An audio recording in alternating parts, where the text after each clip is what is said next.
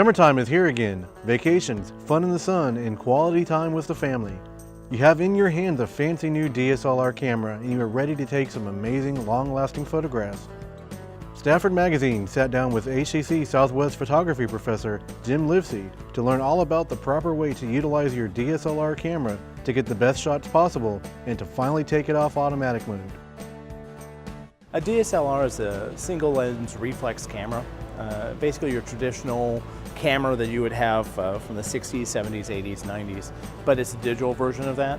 And the reason why it's called a single lens reflex is that all the information is going through one single lens with a mirror that's at a 45-degree angle. And as you take the picture, the mirror flips up and takes the image.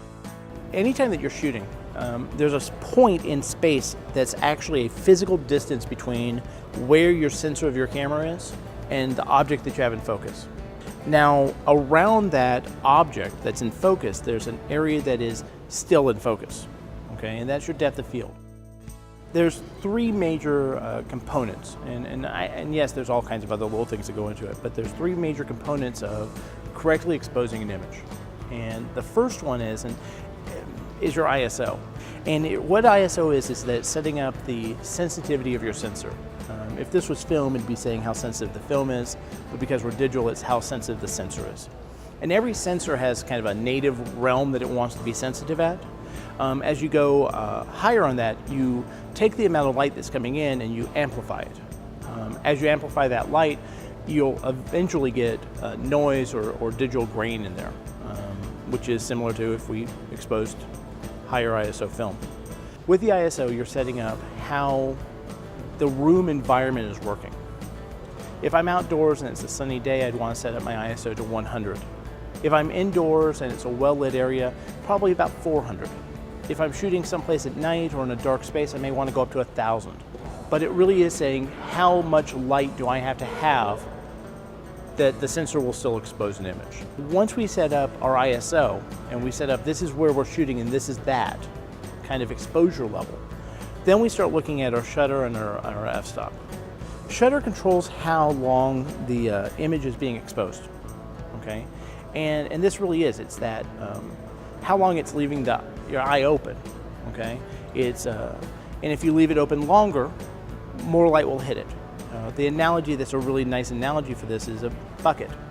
If I go out in the rain and I put a bucket out there for 30 seconds, I'm going to get more water in my bucket than I am if I'm going to put it out for a second. Think of that same ratio there, that if I leave my shutter open for 1/30th of a second, I'll get more light than if I'm using it for 1/1000th of a second. And so what this also does is not just control how much water gets in my bucket, but what happens to it. If something's is moving very fast and during that 1/30th of a second, it moves in the frame, it's capturing that entire movement, which means it's going to streak and it's going to blur. If I end up going to 1/1000th, I don't have the shutter open long enough to see that movement, and so things are crisper.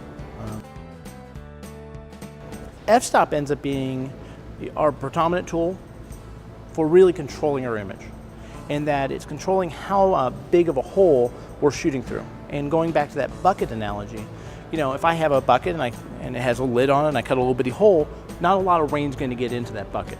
But if I make a big hole, I'm going to get a lot of rain in.